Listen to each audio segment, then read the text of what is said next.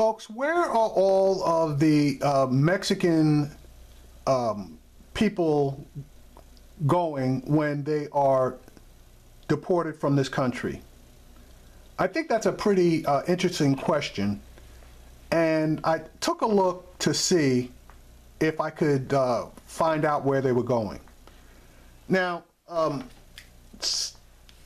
immediately upon deportation,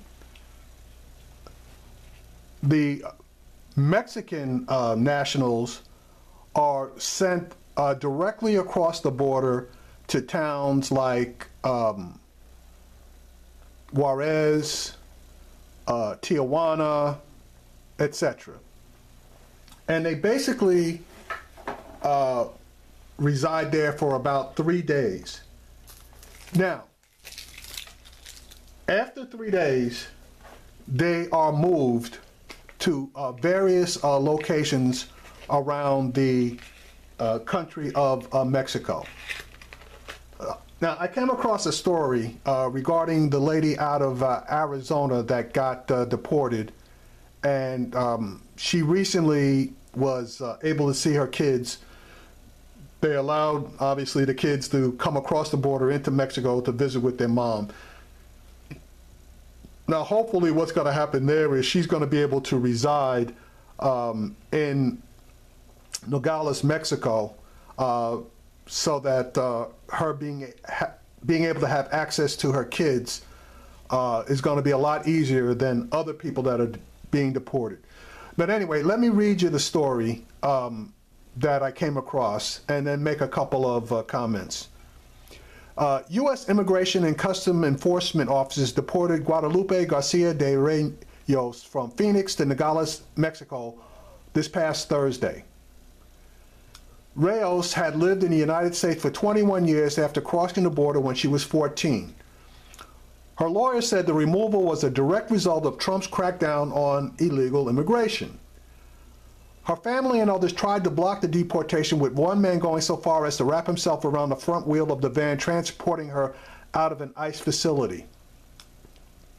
She was not the first person in the United States deported back to Mexico. On February 8th, 135 deportees arrived in Mexico City, greeted by that country's president and TV cameras. Nor will she be the last. Later on Thursday, ICE agents in Los Angeles reportedly swept up at least 100 people, spurring more protests there. In Austin, Texas, 5 undocumented migrants were reportedly picked up in separate targeted raids, an unheard of total according to one local nonprofit organizer. On Friday, the U.S. Department of Homeland Security confirmed that ICE had raided homes and workplaces in Atlanta and the Los Angeles area, and activists said other raids have been carried out in Virginia, North Carolina, New York, Kansas, and other parts of Texas and California. Now, there are a little over 11 million undocumented migrants in the United States, about half of whom are from Mexico. Trump said last year he would target probably 2 million, it could even be 3 million immigrants for deportation, and immigration orders he signed since taking office have expanded the number of people who can be deported by broadening the definition of criminal. It used to be the people that were targeted by Obama were violent criminals, violent felonies were the basic definition. Now, Trump has expanded that definition of criminal out to misdemeanors, such as jaywalking. If you're an illegal migrant and they catch you jaywalking, they can swoop you up and send you out. Donald Trump seems intent on mounting large-scale deportations, sending many people back to Mexico. In Mexico, government officials are preparing for that influx. Already there's been a meeting between federal and state authorities to deal in terms of developing a strategy on how they're going to handle the proposed Trump deportation in Mexico. Trump's dealings with Mexico have been fraught, and some speculated deportation would proceed similarly, i.e., it's going to be a mess. The other thing that they plan on doing is that once these individuals are deported into Mexico, the Mexican government will concentrate them on the border for, as I stated, about 3 days, and then from there they'll bus them to their respective states so that they are not just going to be en masse along the border, because that would aggravate the situation as far as employment, housing, and everything else is concerned. And then each state would be responsible for trying to get all of these individuals jobs. That way, all of these deportations are not concentrated along the border states, but dispersed throughout all the Mexican states, depending on where they come from. The Mexican government appears to have already put something like this plan into action. When those 135 deportees arrived in Mexico City on Wednesday, President Enrique Peña Nieto told them there were job opportunities in Mexico. Each of the returnees was given a backpack with a repatriation letter, a phone card, and a bus ticket. Whoopee-doo. The effort to move deportees around the country in an orderly fashion likely comes out of a concern over security as much as one for human rights.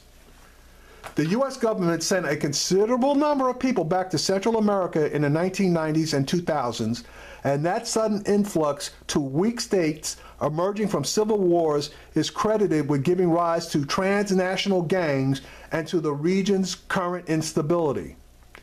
A large population with few roots in Mexico and dim prospects for work could, as in Central America in the 1990s, feed the ranks of criminal organizations that are wreaking havoc in some parts of Mexico.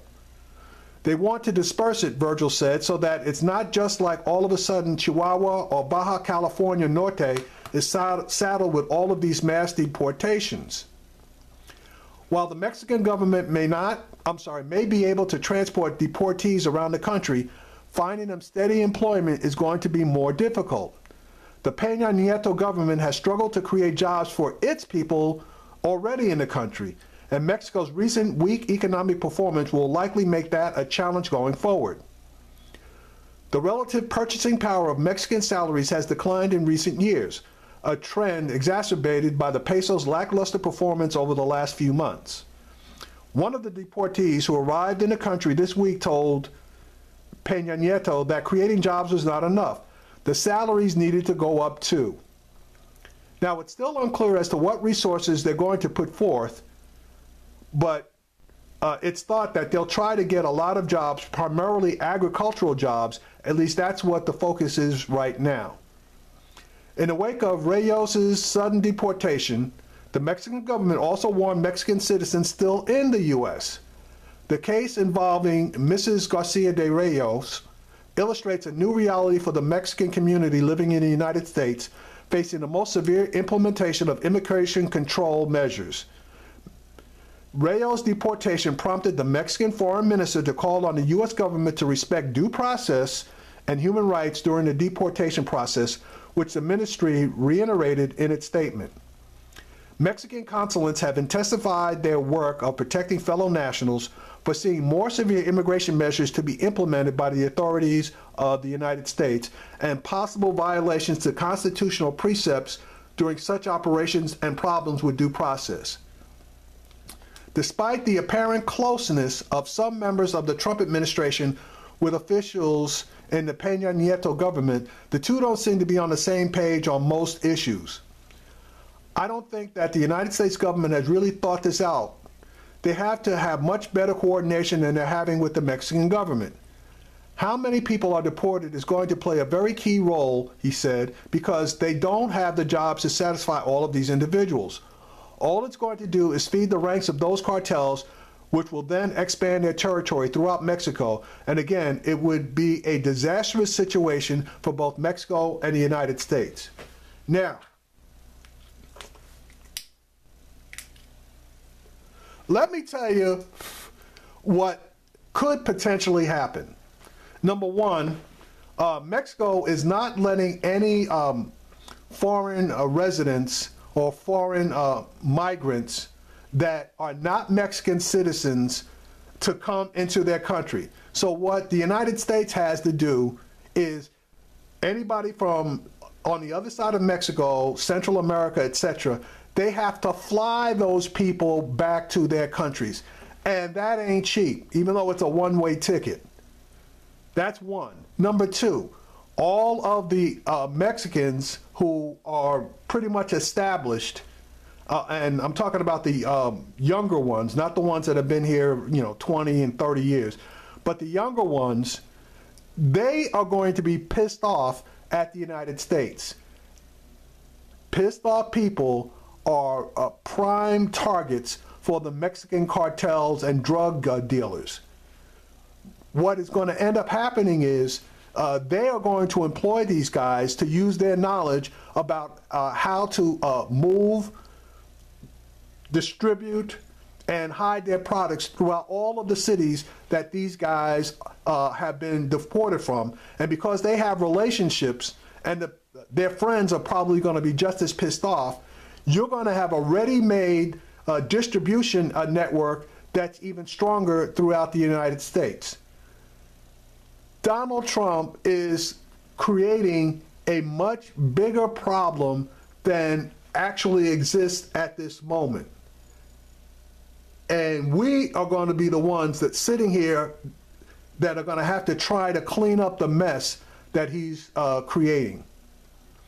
Now, the other side of this is if Trump does mass deportations, you're going to have a lot of farm workers that are going to be kicked.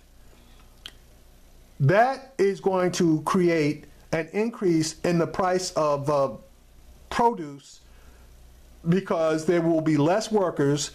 The farmers are going to have to pay higher salaries in order to get legal workers to get out in those fields and pick that fruit. So when you go to the supermarket and you see the prices kind of double, you can write in or call in and thank the current president and his cronies for more money coming out of your pocket. But again, back to the initial subject matter, a lot of these people are being deported into the border towns of Mexico, and if they get a chance, as in Tijuana, where they have massive phone banks, they have created a massive phone bank economy down there, and those phone banks are being paid for by U.S. companies that basically are moving customer service operations either out of the United States or from way overseas into Mexico, which creates a lower cost in some cases to them, but you have a workforce that, for the most part, in those phone banks, speak just as good at English as both you and I. So I guess the customer service aspect of a lot of these companies should improve because the communication will be even better. But for those people who aren't lucky enough to be able to land one of those jobs, they are then having to be moved into the interior of Mexico. And as I stated, those drug cartels are going to watch all of the people that come in, and they're going to cherry pick the ones they want for their knowledge, information, and contacts in the States.